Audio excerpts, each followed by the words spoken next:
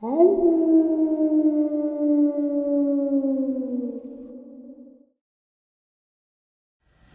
and salutations, everyone. I hope everyone is doing well today.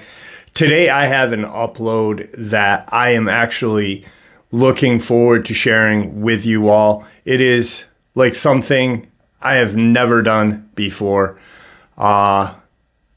Just a lot of information about a lot of different things and a huge connection. And I am going to share this info with you and give credit to where credit is due, where that information came from.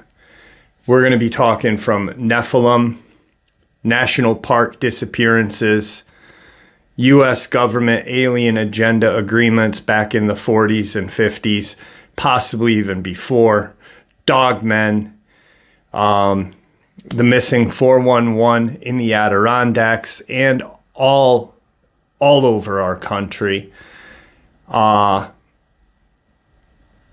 Portals and more. And it's all connected. And before we get into it, a couple links. As many of you know, I rely on Patreon, PayPal, channel membership, and the merch to help the channel to continue to grow and go.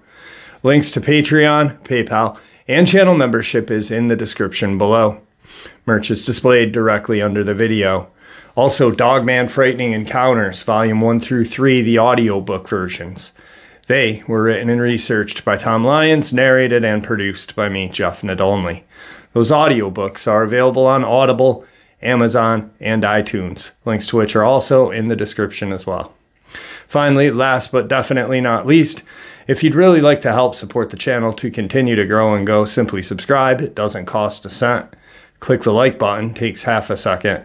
If you don't want to miss out on any of the informative uploads I put out daily, click that bell icon, and folks, please leave a comment. Why? Well, because all of these things really do help this channel to continue to grow and go. And folks, they definitely do matter. Now, everyone, I have taken far too much of your time. Let's jump in to today's upload, shall we? First thing I want to touch base on is the map that I talked about a couple weeks ago. I wanted to put a map together with map pins, red dots being encounters that have been shared with me by subscribers, and white map pins would be the quote-unquote animal attacks that don't fit into the category of animal attacks, such as Brenda Hamilton, Tony Aarons, Amber Miller, Corey Godsey. So, the first one is up here in the Adirondacks, my encounter. I'm going to start with that. Boom. I'm still moving. I'm still working on this. I'm going slow on it. But something that I wanted to show you, the 5-state hotspot. Now, I've referred to a hotspot of the East Coast being Virginia, North Carolina, Kentucky, Tennessee, and West Virginia. Interestingly enough, this one, Brenda Hamilton. Right here is the woman who was just recently attacked back in June in Letcher County, Kentucky. Right underneath that, only 20 minutes away, is Corey Godsey, 13-year-old boy, brought up a 1,500-foot cliff side. A lot of different things talked about with that case. I've had a friend of his family actually come on and talk about it. And right here, Tony Aarons, Amber Miller, Cott County, Tennessee. But what is interesting is the pattern right here. Boom, boom, boom. Those are exactly where the attacks did happen. And it's almost a straight line. And then Brenda Hamilton, you almost have a straight line, which is just amazing. I'm still going to go into Virginia. There's still a lot that happened in Tazewell, Richard Timothy Honecker, a few that happened in West Virginia.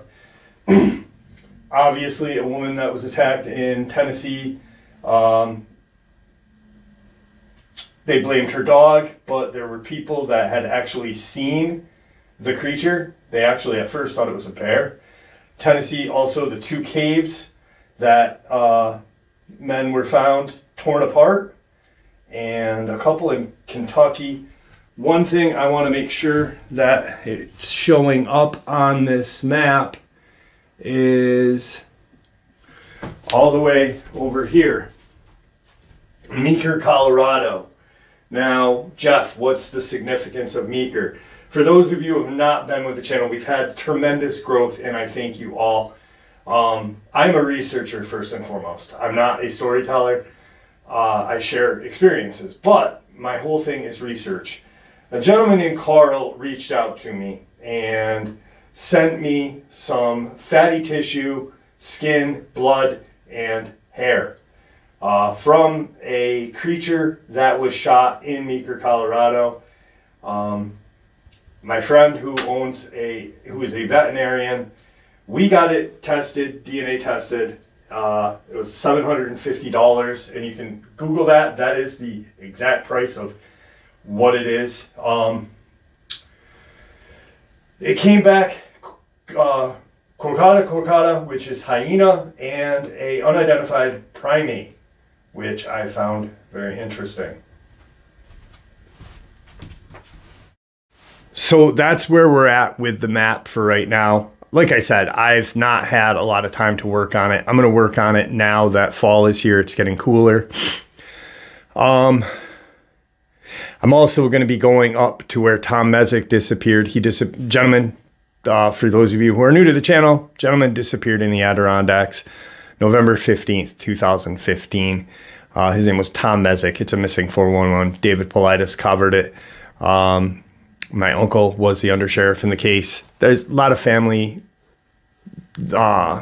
people know of this area. I grew up here, and to me, it is a very special case. And I have caught significant evidence up there. Many of you have seen it. The Meeker, Colorado thing. I got a weird comment. And this person, whoever this person was, wrote pretty much a Bible of a comment stating that they had heard an interview in regards to Carl and the case and how he had it tested and this and that. And I'm like, that was on my channel, and Carl's never been interviewed anywhere. And if someone's making that as a video, then that's a made up version of what I put on my channel, because I have the hair, I have the fatty tissue.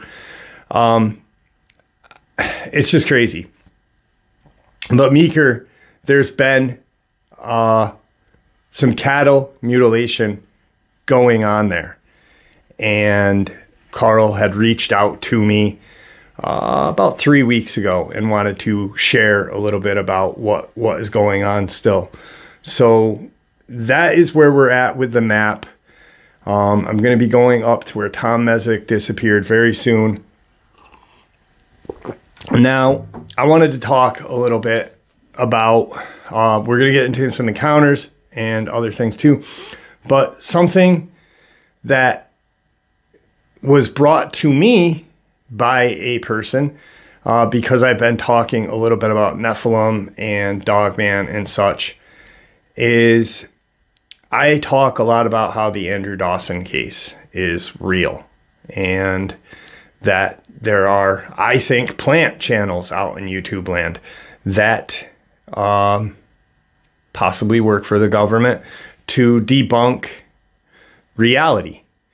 Now, 2 days ago, I got an email from a gentleman who knew Andrew Dawson, who actually had seen things with him. And he reached out to me. He proved who he was. I was blown away. Very nice guy.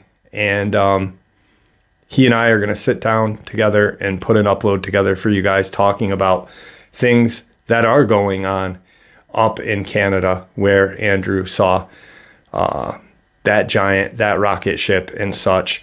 And if you caught the video that I did a year ago, and I compared Dulce, New Mexico, and where Andrew Dawson in Canada was, the radio station or radio towers and radio buildings are identical. The height of the mountains are almost identical.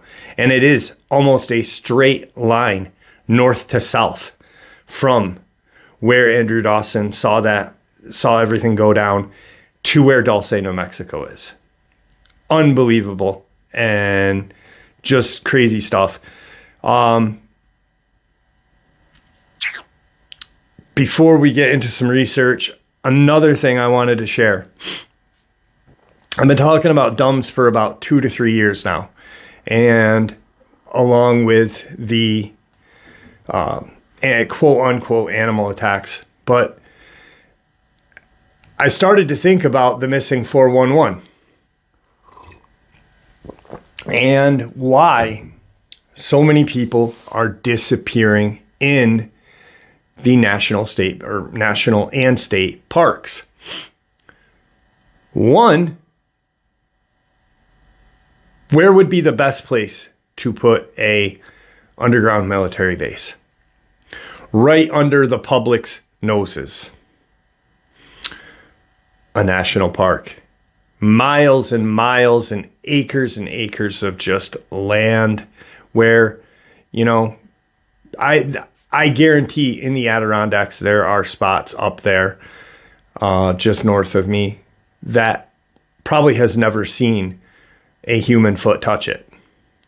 And I guarantee that the majority of the state parks throughout our beautiful country are like that as well.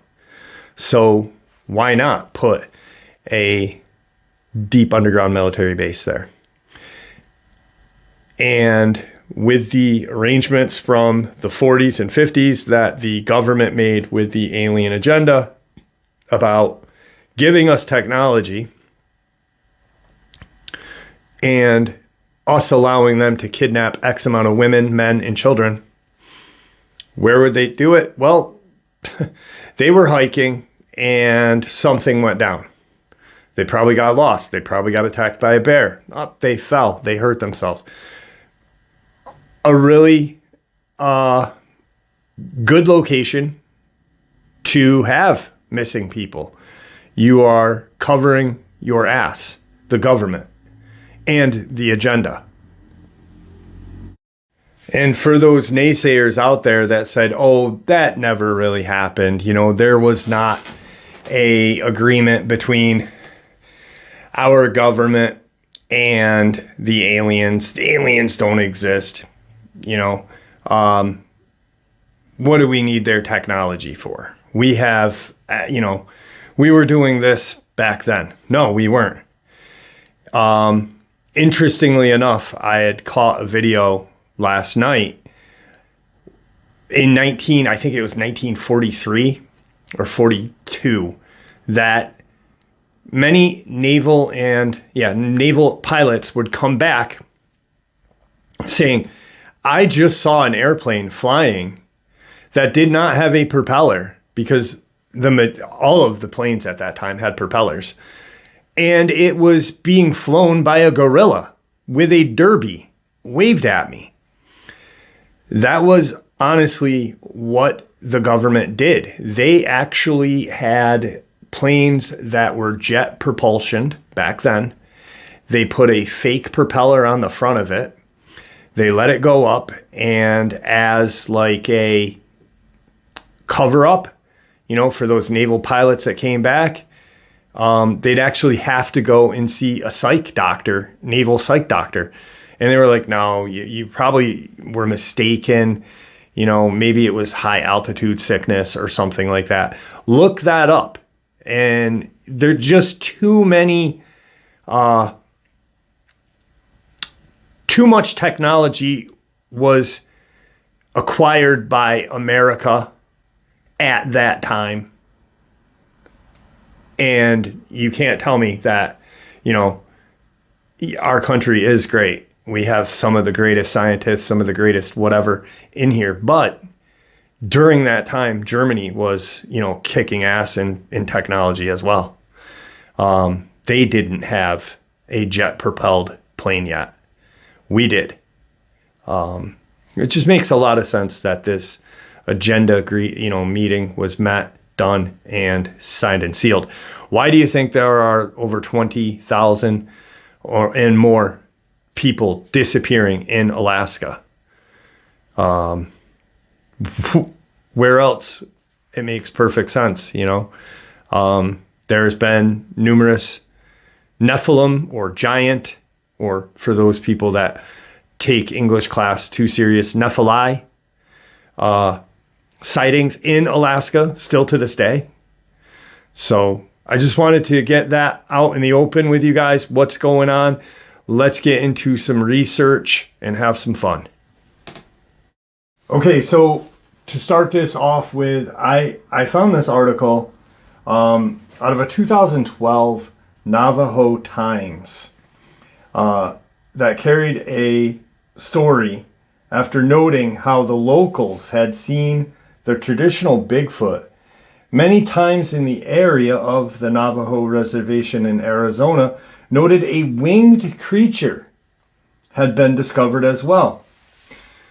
Since findings an 18-inch footprint in her yard in Upper Fruitland, Brenda Harris had investigated dozens of complaints from neighbors about strange livestock killings, hairy upright beings looking in windows, and odd giant-shaped footprints. She had photographs and even hair and blood samples. Her conclusion that Bigfoot and other creatures like Bigfoot are alive and well. In fact, there's almost a certainty more than one of them is living in the mountains north of the San Juan River, including younglings. And that's not at all. There is something else out there. According to Harris, a recent spat of sheep and goat killings in the Upper Fruitland reveal a killer that punctures tidy holes in the neck and sucks the blood, then neatly slices open the abdomen along one side.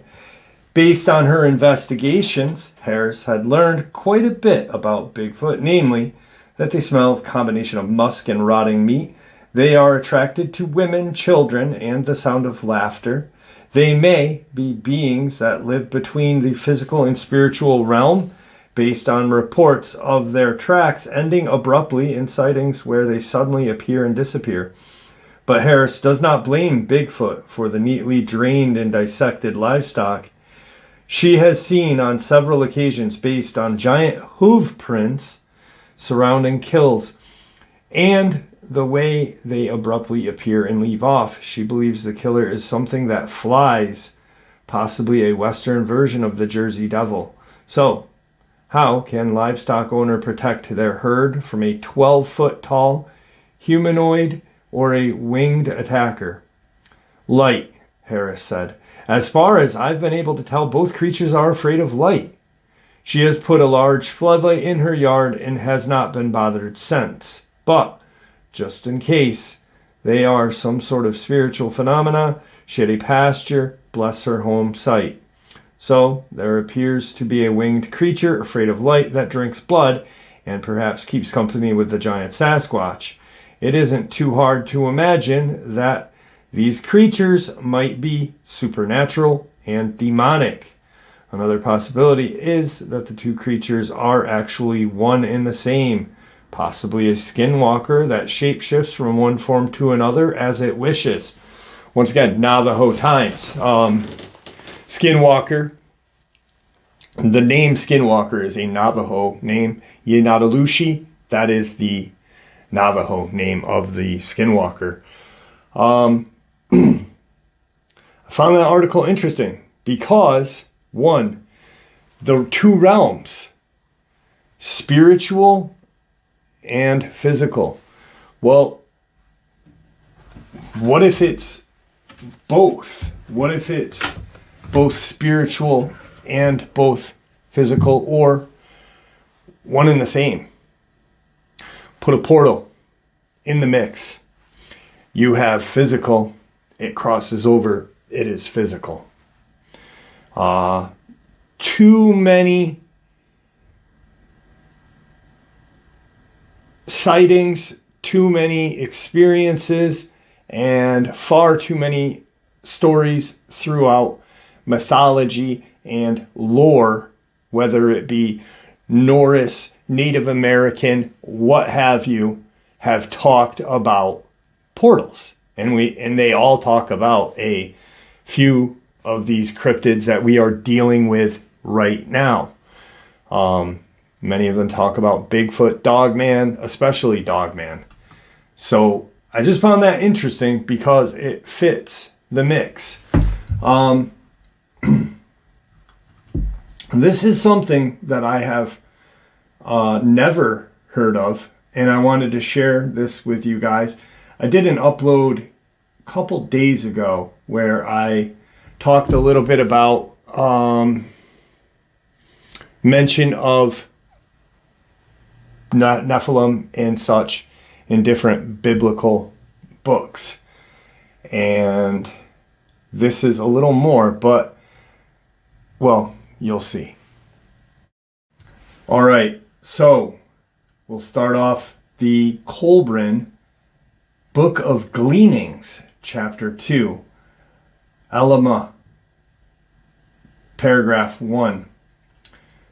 It came about that the sons of the children of God mated with the daughters of the children of man, who knew well the ways of man and were not reserved. The covenant had been broken, and strange women were taken into households, some even as wives. But though the daughters were lesser women, the sons were wonderfully big and mighty fighting men. Paragraph 8.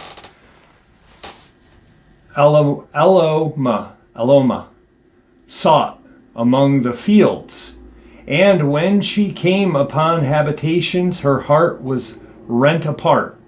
For she saw the daughters of the children of God consorted with the sons of the children of men, and were become unlike true women. Then Eloma said to them, Wherefore has this thing come about? And they answered, Behold, man came from out of the wilderness, and our men were like sheep before wolves. See, even now they labor within a pen of servitude. Eloma then went unto the men and said, Wherefore has this thing come about? And they answered her, Behold, the God of the children of men is unlike ours, a God of battles, and we were delivered into their hands. The Colburn Book of Scrolls, Chapter 7, Sacred Registers, Paragraph 7, or Part 7, Paragraph 9. The aspiring one becomes covered with moisture. He writes, he shouts, he struggles. The watchers know he has left the protection of the sun god, that he has been seized by the fiends of darkness, but he struggles to prevail over them, and all is well. Then the aspiring one returns.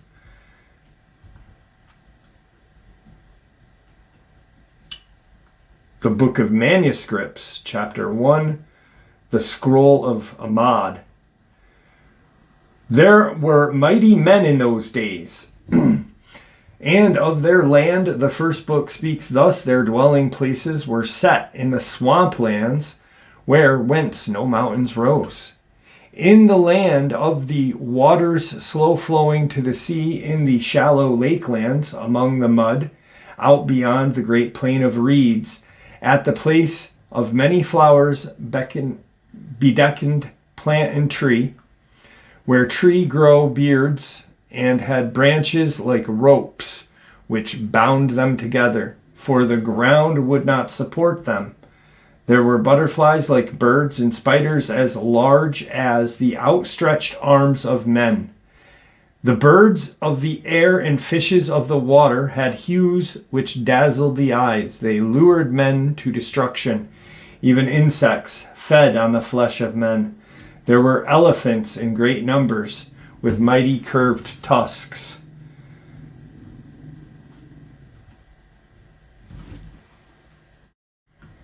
There were of a race spawned long ages ago in dark, marred moss swamps, fern-eating foemen of the poisoned dart.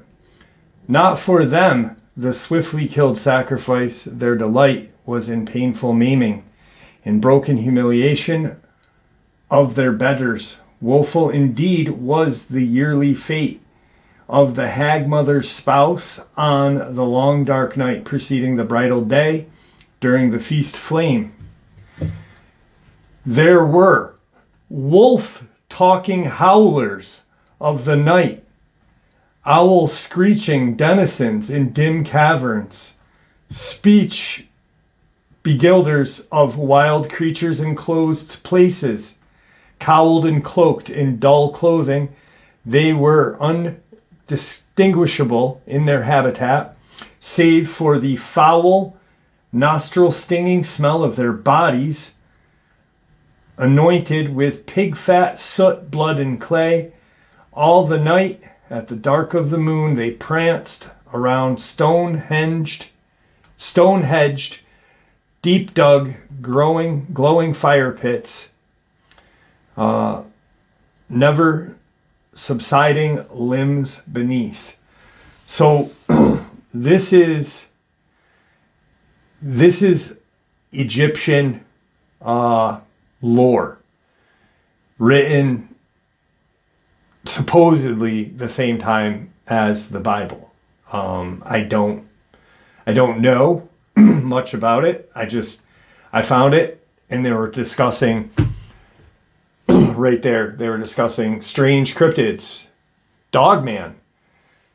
There were wolf talking howlers, owl screeching denizens of dim caverns, wild creatures in closed spaces. So, I mean, right there, they are talking about the creatures that we right now are dealing with, you know, the neither folk, as they refer to them. And once again, I got to bring it back to this book, Them and Us, by Danny Van Drimeny, where he makes that one statement. Why do all of these cultures throughout time have the same creatures talked about and written about or pictured in hieroglyphs? Why? Because they were real and they still are now. Once again, really quick, the article about the Bigfoot and the strange winged-like cryptid came in Navajo land, came from True Legends, another book by Stephen Quayle, an amazing book right there. And a lot of that has a lot of Nephilim and giant information. Not a lot about what's going on in today's, but a lot of Native American lore and such, talking about these huge creatures. Like, there's a reason why the Pueblo built way up in the air and pulled their ladders up at night. Why? Because there were giants. There were creatures that could easily, come in and take them very quickly. So where's the safest place to live? Above them. Above where they can't reach. A little bit more on this. I found this very interesting. And once again, I am not being blasphemous by sharing this information with you. I am a believer in Christ. Christ is my Savior. I only believe in one Savior, one God, and that is Jesus. But I find this information that stems from different cultures very interesting. Because one, it all meshes together with the Bible. If you really, it's real strange that, Native Americans in North America talk about a biblical flood around the same time that there was a flood in the Middle East. The biblical flood of the Middle East, which could have been worldwide. Some think it was just over in the Middle East. Some believe that it was worldwide. I don't know. I wasn't there. And I don't think that because I don't know and I have different views, I don't think Jesus faults me for that. I think that God gave me and you all a brain to think about this stuff and to ask questions. So once again, not being blasphemous in any way.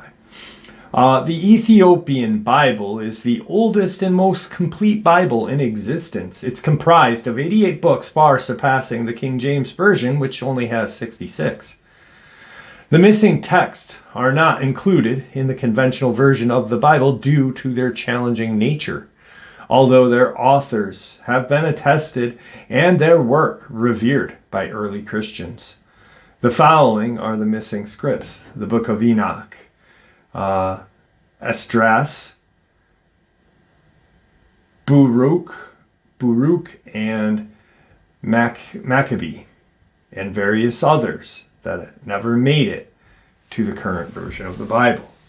Before being translated into Greek and Aramaic, the Ethiopian Bible was written in the extinct Ethiopian dialect known as Ge'ez, attesting it is the oldest Holy Scripture in the world, 800 years earlier, before the King James Version had surfaced. Enoch was the great-great-grandfather of Noah, the seventh generation of human after Adam. Because of his righteousness, he was chosen by God to do his bidding and deliver his words. Practically after the earth became corrupt due to the irresponsible deeds of a superior order of angels with striking human appearance, referred to as the Watchers. Enoch was the messenger of God and the one to receive his knowledgeable words and spread them across the land. In the end, he was taken by God into his kingdom, thus escaping his earthly demise that would sooner or later be upon him. After he became the father of Methuselah, Enoch walked faithfully with God 300 years and had other sons and daughters. Altogether, Enoch lived for a total of 365 years. Kind of weird. Enoch lived 365 years. We have 365 days in our calendar year. Interesting. Enoch walked faithfully with God. Then he was no more because God took him away. By faith, Enoch was taken from his life, so he did not experience death. It gets into giants very quickly. He could not be found because God had taken him away, for before he was taken, he was commended as one who pleased God. It's no wonder why the Book of Enoch hadn't been included into the modern biblical version, since its content speaks of wicked angels who became fond of mortal women and mated with them, giving birth to a hybrid race of giant humanoids known throughout secular and biblical history as Nephilim.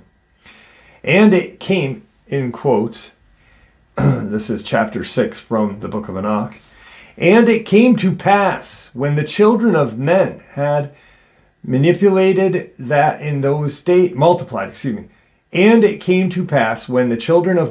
multiplied that in those days were born unto them beautiful and comely daughters.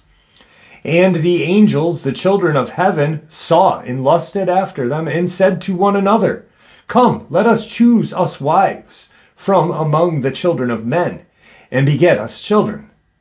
And Samjaza, who was the leader, said to them, I fear ye will not indeed agree to do this deed, and I alone shall have to pay the penalty of great sin.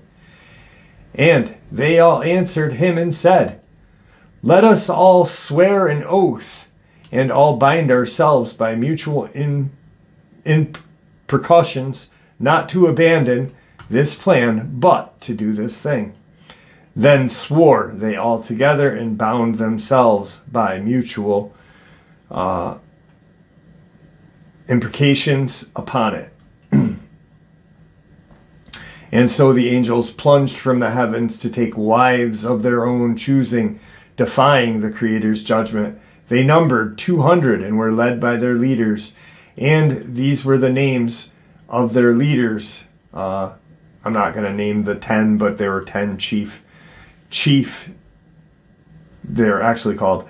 These were their chiefs of 10. When the angels descended upon earth, they started offering gifts of knowledge to both mortal men and women, thus defying the will of the Creator of the unaltered race of humans with the will of their own. In exchange, the angels demanded respect and admiration, but be unaware they were of chaos they had instituted. And Azazel taught men to make swords, knives, shields, breastplates, and so much arose godliness, and they committed fornication. They were led astray and became corrupt in their ways.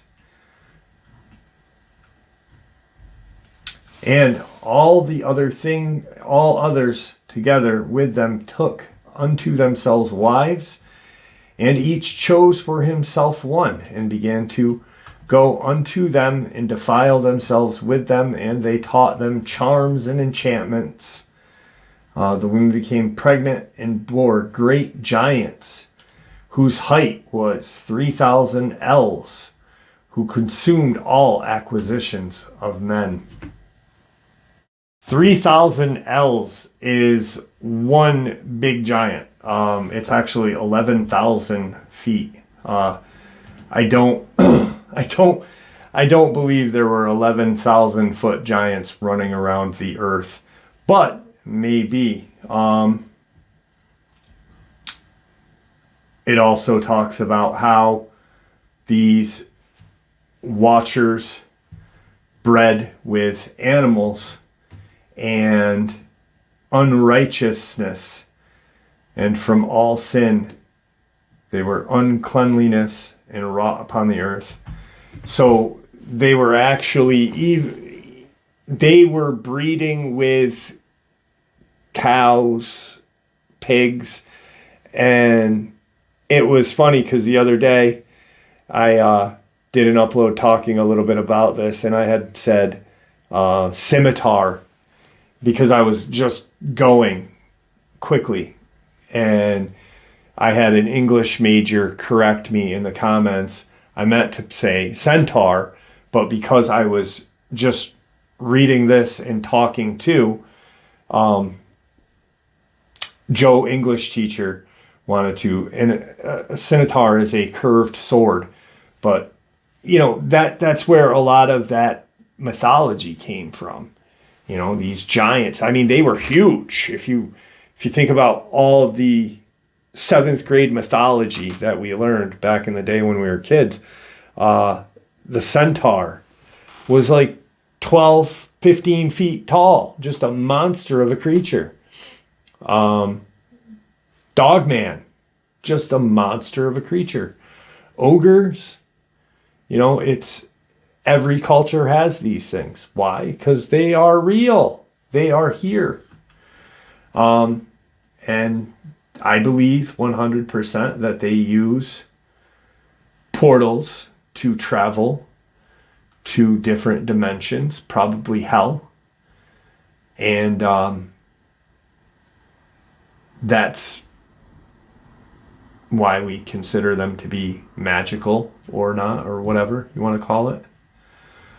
So, okay, so we talked a lot about Nephilim giants. This is very interesting. And I shared a lot of information about the government using dogmen to even keep their own people in line, with using dogmen against Jonathan Axelrod and other members of the Naval Intelligence Team that looked into the Nimitz Tic Tacs. Now, this is something that I found that is very interesting about Dogman, but they are going to refer to them as werewolves.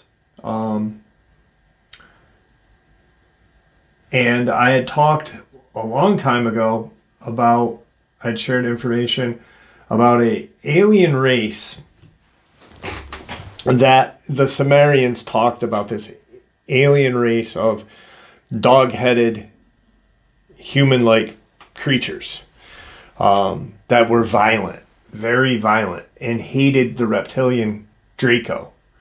But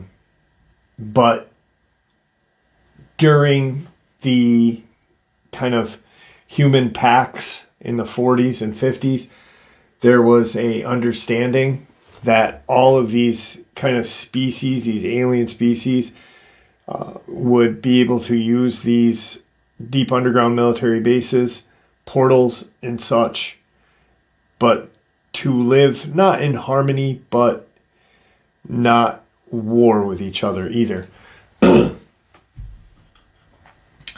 Werewolves, or dogmen, like other cryptids, are deeply connected in history, not only with occult lore, but with an alien similar fauns and incubi that sought and obtained women. In the ancient Bohemian lexicon of Visegrad, AD 1202, the werewolf, or dogman, is Vilkadalk, on whom had debauched women sat and was impregnated with his beastly seed. St. Patrick was said to have battled with werewolf soldiers, and even to have transformed the Welsh king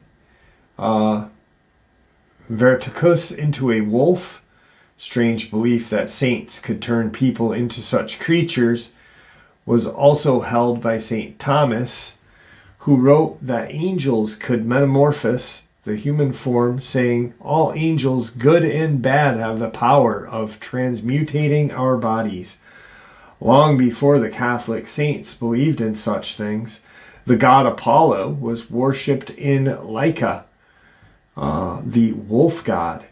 The trance-induced utterances of his priestesses, known as Pythia, prophesied in an unfamiliar voice, thought to be that of Apollo himself.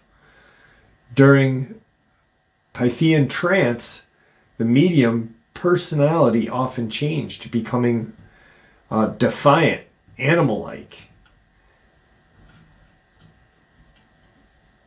The first werewolf, or dogman, was Morris, the wife of a fate goddess who taught him how to bring the dead back to life. Romans of that era referred to werewolf as Verspellas, or the turned skin, reminiscent of later indigenous people in America, skinwalkers, humans with supernatural ability to turn into a wolf or other animals. Now, enter Skinwalker Ranch. This is crazy because in a live stream I had shared about the Glimmer Man, which is a cryptid, not new at all, because people have seen these things. They shimmer. They're just seldom talked about because, one, you can't really see them great. You hear movement all around you and it sounds large, but you don't see anything. And then you just, out of your peripheral, catch this glimmer. This is interesting. According to local legend, a ranch located on approximately 480 acres southeast of Ballard, Utah, in the United States is, or at least was, allegedly the site of substantial skinwalker activity. The farm is actually called Skinwalker Ranch by local Indians who believe it lie in the path of Skinwalker. Taking its name from Native American legend, it was made famous during the 90s and early 2000s when claims about the ranch first appeared in Utah Desert News and later in the Las Vegas Mercury during a series of riveting articles by the journalist George Knapp, another hero of mine. Subsequently, the book titled Hunt for the Skinwalker, which this is part 2 of that, the Skinwalker at the Pentagon. Science Confronts the Unexplained at a Remote Ranch in Utah described how that ranch was acquired by the now defunct National Institute of Discovery and Science, NIDS, which had purchased the property for study. Sightings of UFO, Bigfoot-like creatures, crop circles, glowing orbs, poltergeist activity reported by its former owners. Where does that take place to, Dulce? If you really think about it, UFO sightings, paranormal, crop circles, orbs in state and national parks where D.U.M.B.s, deep underground military bases, are. I do believe there is a rather large deep underground military base under Skinwalker Ranch. A 2-part article by Knapp for Las Vegas Mercury was published November 21st and 29th of 2002, titled, "Is a Utah Ranch the Strangest Place on Earth?" It told of frightening events that had left the owners of the ranch befuddled and broke, from bizarre bulletproof wolf things to mutated prize cattle, in other instances in which animals and property simply disappeared or were obliterated overnight. As elsewhere, these events were accompanied by strong odors, ghostly rappings, strange lights, violent nightmares, and paranormal phenomena. Besides the owners of Skinwalker Ranch, other residents throughout the county made similar reports over the years. Junior Hicks, a retired local school teacher, cataloged more than 400 anomalies in nearby communities before the year 2000. He and others said, for as long as anyone can remember, this part of Utah had been the site of the unexplained activity, from UFO to Sasquatch manifestations. It was as if a gateway to the world of beyond existed within the basin. Some of the Skinwalker Ranch descriptions seem to indicate as much. For example, in one event repeated by Knapp, an investigator, Chad Deacon, and the ranch owner saw mysterious light. Both men watched intently as the light grew brighter. It was as if someone had opened a window or a doorway.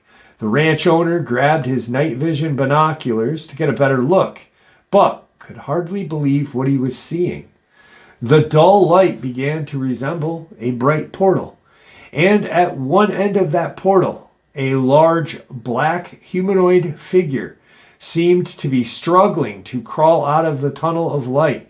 After a few minutes, the humanoid figure wriggled out of the light and took off into the darkness. As it did, the window of light snapped shut as if someone had flicked off the switch.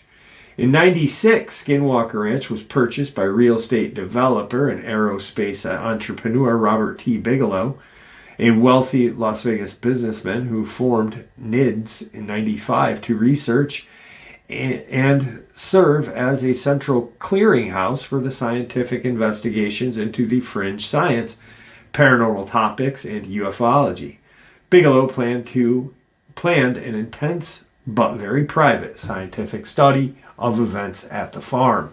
He was joined by high-ranking military officials, including retired U.S. Army Colonel John B. Alexander, who had worked to develop Jedi remote viewing and psychic experiment for the military, as described in John Ronson's book, The Men Who Stare at Goats.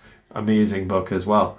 Former police detectives and scientists, including Eric W. Davis, who worked for NASA.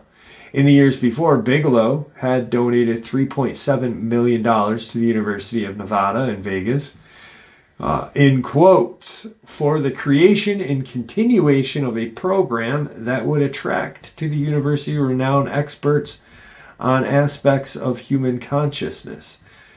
Bigelow's chair for the university program was a parapsychologist, Charles Tart, a man famous for extended research on altered states of consciousness, near-death experiences.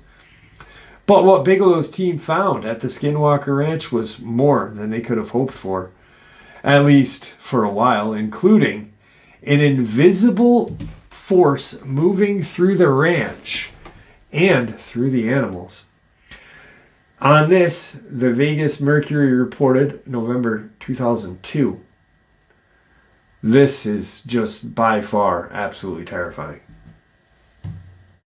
One witness reported a path of displaced water in the canal, as if a large unseen creature was moving briskly through the water. There was distinct splashing, and there was a foul, pungent odor that filled the air, but nothing could be seen. A neighboring rancher reported the same phenomenon 2 months later. The ranch owners say there were several instances where something invisible moved through their cattle, splitting the herd. And the neighbor reported the same thing. Yet, of all the anomalous incidences at the ranch, there is one that took the prize. Right here it is. The evening of March 12th, 1997, barking dogs alerted the N.I.D.S team to something strange near a tree at the ranch house. The ranch owner grabbed a hunting rifle and jumped in his pickup, racing toward the tree. 2 of the N.I.D.S staffers followed in a second truck. That tells what happened next. Up in the tree branches, they could make out a huge set of yellowish reptilian eyes. The head of this creature had to be 3 feet wide, they guessed. At the bottom of the tree was something else.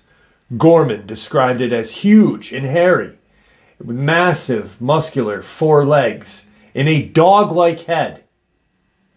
Gorman, who is a crack shot, fired at both figures from a distance of 40 yards.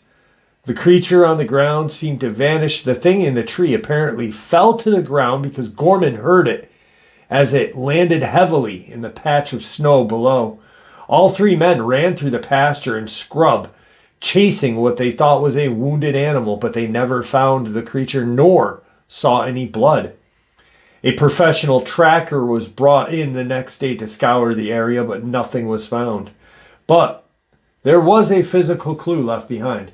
At the bottom of the tree, they found and photographed a weird footprint, or rather claw print.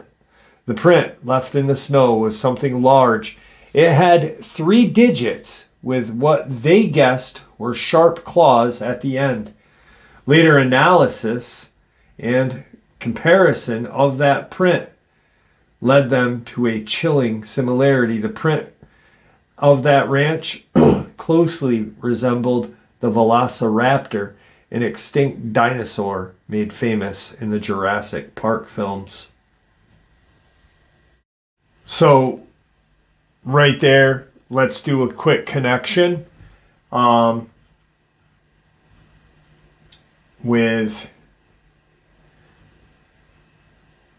Andy Puro when he had discussed the Montauk chair. And Duncan Cameron, part of the Montauk boys, they were trained to become assassins, super soldiers, psychic killers. When there was a moment where they sat Duncan Cameron down in this chair and Preston Nichols describes the moment that Duncan Cameron created a monster. So we hear about Skinwalker Ranch, portals, this and that. Duncan Cameron is a central figure in the Philadelphia experiment and the Montauk Project. According to Al Bellick, Duncan was his brother when Al and Ed Cameron, who jumped off the USS Eldridge in 1943 and landed into the future. When they wound up in 1983 at Montauk, both were sent back to the USS Eldridge to destroy the equipment that was keeping the ship in hyperspace. Al Bellick says that before the Eldridge rematerialized, Duncan jumped back off the ship and returned back into 83. He was used extensively as a psychic in the Montauk Project. During one of these experiments, Duncan Cameron lost his time lock and began to age 1 year for every hour that passed. The time engineers at Montauk went back into time into the 50s, convinced Duncan's original father, Alexander Cameron, to sire another son. When done, they removed Duncan's soul and put this into a new child. This person, who we know today as Duncan Cameron, the new Duncan Cameron, picked up where old Cameron left off. He became a principal psychic who manned the Montauk chair, a chair used to create and hold frequencies required to perform time travel and mind control. Allegedly, he and Stuart Swerdlow were part of the Montauk Boys. The Montauk program was brought to an abrupt halt when Duncan Cameron Jr. created a monster, brought into and proceeded to wreck the base.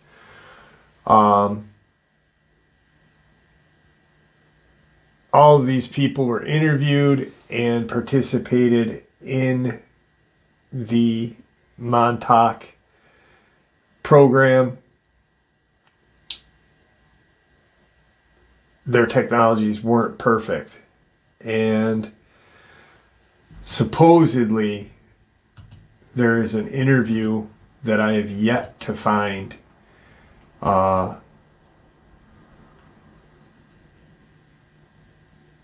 that Duncan Cameron did, but it's impossible to find. I've found a few with Bellick, and one with Nichols and Preston, but the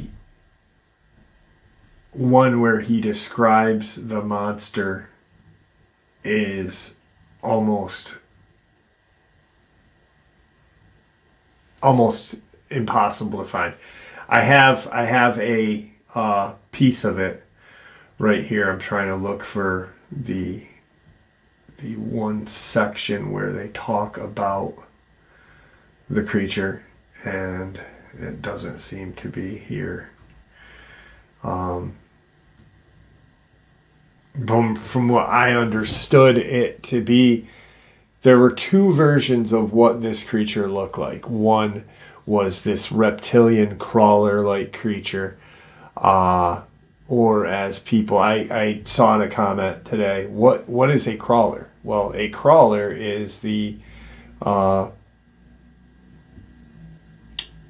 real cryptozoological name for the rake, which was created by a creepypasta writer using the crawler as an example. And then supposedly this other, the creature also had a Bigfoot-like appearance as well. Very hard to find that. I will keep looking. I'm going to see if it's on the dark web anywhere. I hate going in. I hate going there. But if I can ever find it, it would be so worth having a physical copy of it. So a lot of the Montauk projects were about time travel, psychic weaponry, super soldier programs. Well, where did we get that technology? We got it from that pack that was made in the 40s and 50s. I think the 30s. That's where I've actually heard that it was like 38. But if you think about like what they were doing at Montauk, think about this. Level 6 of D.U.M.B.s is privately called Nightmare Hall. It holds the genetic labs here. Experiments are done on fish, seals, birds, and mice that are vastly altered from their original form. There are multi-armed and multi-legged humans in several cages and vats. Humanoid bat-like creatures, disobedient mothmen, up to 7 feet in height. Aliens have taught the humans all about genetics, things both useful and dangerous. Principal government organizations involved with mapping human genetics: National Institute of Health, National Science Foundation, Howard Hughes Medical Institution, Dulce Underground Labs run by DOE. Is an alien human biotech being used to nurture and serve us? One of the just worst things that I have ever heard is about, how they talk about the one creature that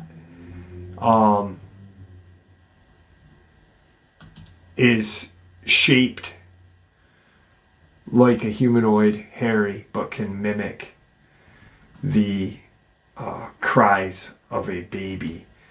And to me, that is just by far diabolical.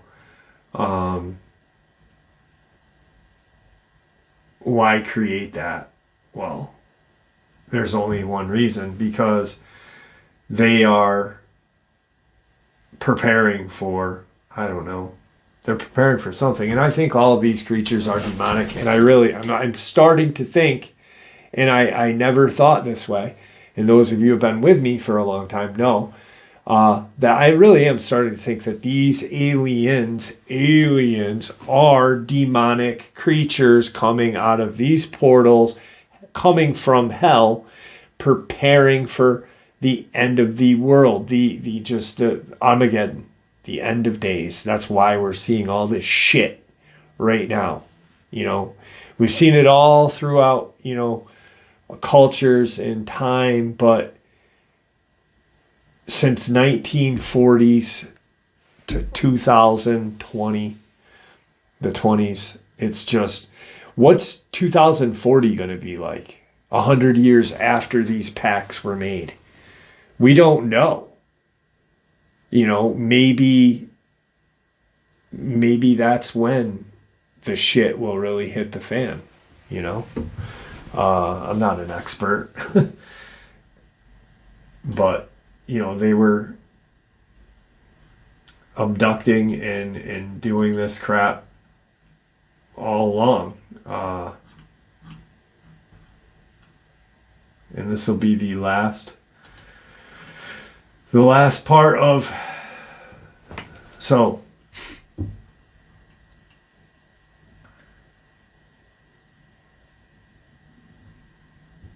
rather notably, despite controversial nature of this, we find that the U.S. military took a great deal of interest in tales of UFO activity in Alaska in the formative years of subject.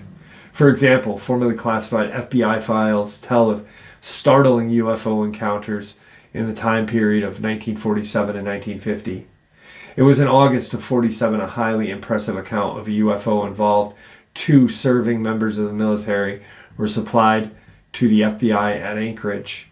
The report began, This is to advise that 2 Army officers reported to the Office of the Director of Intelligence Headquarters in Alaska Department at Fort Richardson, Alaska, that they had witnessed an object pass through the air at a tremendous rate of speed, which they could not judge as miles per hour. And that actually, a second officer pointed out that one of the remarkable features of this report was that it was definitely traveling against the wind. Shortly afterward, FBI office at Anchorage reported to the Bureau Director, J. Edgar Hoover, that we have been able to locate the flyer who observed some flying objects near Bethel, Alaska in 1947. The report to Hoover continued.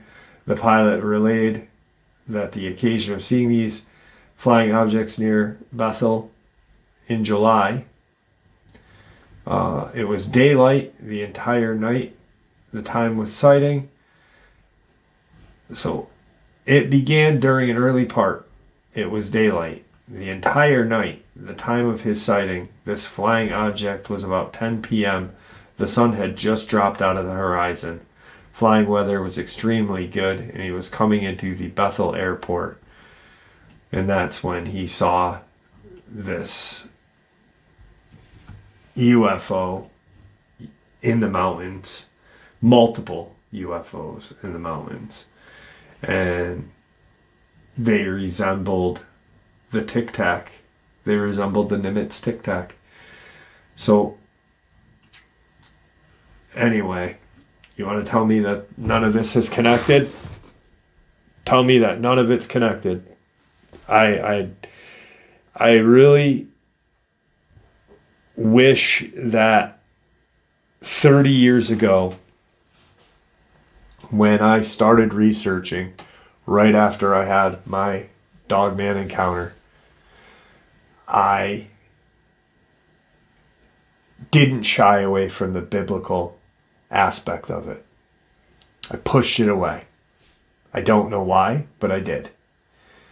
And for the last 30 years of my life, I have been researching and collecting experiences, collecting and researching government covered up attacks. They'll all go on that map. My encounter, for those of you who have never heard it, was 1994. I was with my best friend, my girlfriend at the time, my best friend's girlfriend, and our driver. We were all under 17. I was just turning 17 that year. And our friend Gabe was 18. He had this just huge land yacht of a car. So we pull in to this cul-de-sac region. And for those of you who don't know, I live in the Adirondacks. I live right in the foothills of it. And we were closer to Saratoga Springs, so we were out of the foothills. We were out of the Adirondacks at the time. We then parked. We're hanging out, listening to one of the greatest New York City hardcore bands ever called Biohazard. We were sober. We were smoking cigarettes and just listening to music. And Gabe was in the car. The girls were doing something. I don't remember. Me and Martin were just dancing to Biohazard like idiots. And this horrible shriek came out of the woods. I remember, and I never will forget any moment of this experience. The girls screamed vampire. I don't know why. They were in the car within seconds. Gabe still has his door open, but the music is now down. And we can now, Martin and I are standing, I'm standing in the passenger headlight area and looking into the woods. And Martin and I and I'm assuming everybody else, because it's just, are seeing these eye shines coming directly at us through the woods. And they're at different heights, 3.5 to 4 feet, all the way up to 8 feet, I'd say. And you can just hear the woods just getting trampled through. And mind you, these are brand new houses that are getting built. There's like 6 skeletonized houses, all at different stages of the build. When they started to build these cul-de-sac housing regions, they cut these trees down and just pushed everything into the backyard, then created the lawns and such. So the woods for the first 10 feet from the tree line in were just debris. Not garbage, but wood debris, So however these things were running through that was amazing to me. And I will remember thinking that, how the hell are these things running through the woods like that? Because we had been there multiple times. We had been there in the day. We've checked it out 1,000 times. This wasn't the first time we were ever there. So my friend Martin's like, get in the car. In his best, my best Czechoslovakian, Jeff, get into car beach. And I get in the car. It's a bench seat. The girls are in the back crying. Martin's in the middle, and Gabe is driving. And as we pull out, Gabe is here, I'm here. We're going to head north. I remember looking south, and I remember looking north. And I remember right where the stop sign sat, this huge creature. I don't remember a tail. I remember it looking unearthly. It did not look like it belonged on this planet. It was very tall, slender, but athletically built, like a basketball player, I'd say. Just really muscular, but not bodybuilder. You hear that farmer tough word, This thing was living in the woods tough.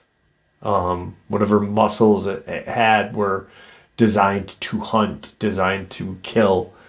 And so I just remember it looked very similar to what a D.U.M.B.s would look like. It had a shorter snout, tall pointed ears, and we got the hell out of Dodge. We go back the next day, Martin and I, and we are looking around, looking for footprints, looking for everything and anything. It's scrub pine where we were, so a lot of just sandy soil. And I remember looking right at the tree line, and this guy just hostily yells, "Get the out of here. What are you doing? Better yet, stay here. We're calling the cops." And instantly, we're just like, we're looking for his dog. And boom, stopped completely. And the guy said, "Oh, okay. Well, we've had a lot of burglaries. People, when they were building these housing developments in the 90s in upstate, there were just a lot of people were stealing wood for some reason. It was cheap. Stealing wood, it's cheap. I don't know. But, so he had every right to yell. But, the second we said that to him, his demeanor changed.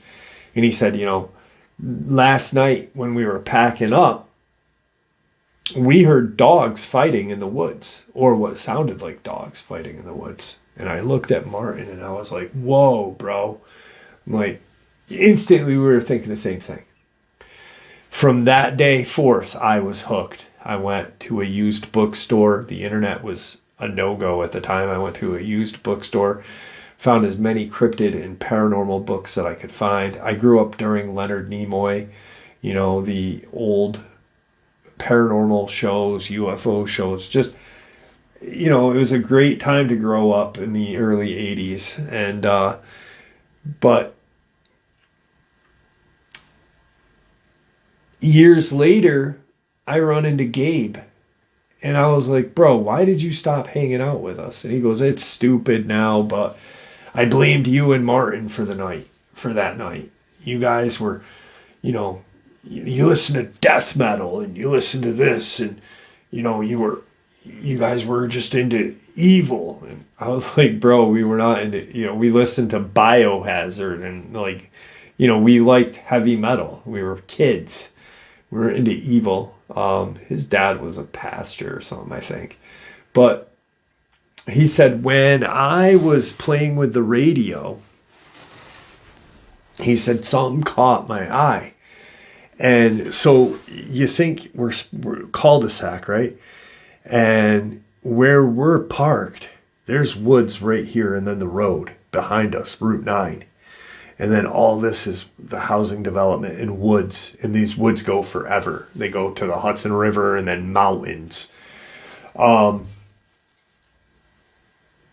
He said 2 of these things were walking quadruped across the street to get behind us into the woods behind the car.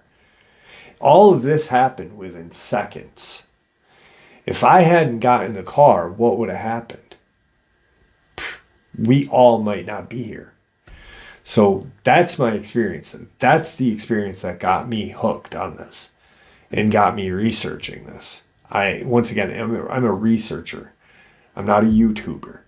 I share information with you guys. It's a way of me connecting with you guys and learning with you. I learn more from you than you learn from me. Last thing I want to share. Steve Quayle, who wrote True Legends, he's a huge, good friend with the late Tom Horn, and just amazing guy. But there's a book called Long Walker's Return of the Nephilim. And it is a fictional book. He wrote this with Duncan Long. But I suggest getting this book because I have it on Kindle. I don't have a physical copy of it. But I want to share this with you guys. Since my new book, Long Walkers, The Return of Nephilim, is written in a fictional format derived from my movie script, I have included a personal letter that I received from the pilot who flew a 12-foot tall dead cannibalistic giant out of the Middle East after destroying a special force group hunting the Taliban in 2005. The giant had 6 fingers and 6 toes, and the Long Walker book cover is a very accurate artistic representation of that event. The pilot relayed to me in our subsequent phone call certain things that only someone who actually observed the giant could have possibly known. I suggest those of you who know what the days of Noah really means, prepare accordingly. Stephen Quayle. Guys, get this book. It is truly amazing. And it's where that tale that everybody knows, the Kandahar giant, it's actually from Steve Quayle, a letter that him and Duncan received. And then it all started from there. So it wasn't just, randomly put online by the guy who was there. It was actually shared. Stephen Quayle shared it, and then boom. That's how we know about it. With that, I'd like to thank you all. A little longer upload than normal. If it wasn't your cup of tea, I'm sorry. Do some encounters tomorrow. I'm going to be, like I said, I'm going to be talking to Andrew Dawson's person who knew him sometime tomorrow. I think in the daytime, Saturday, if I can finagle time, if not Sunday, live stream Saturday. But it's going to be a very interesting conversation because he can answer a lot of my questions and probably many of yours. So with that being said, thank you all for supporting the channel. It is, after all, your support that keeps this channel growing and going, and what gives folks like us a chance to share our experiences and theories judgment-free, just simply treated with the respect that we all deserve. Thank you. Everyone, please stay safe, happy, healthy, and ever vigilant, keeping an eye on our children, our pets, our family, and friends. These creatures are real. These events are real. These things are out there. It's dangerous. Share this information with the people you love and care about. Even if they don't believe or they don't want to know, just share a little piece of it because it may save their life someday. And until next time, never stop asking questions. Never stop searching for the answers or the truth. And God bless.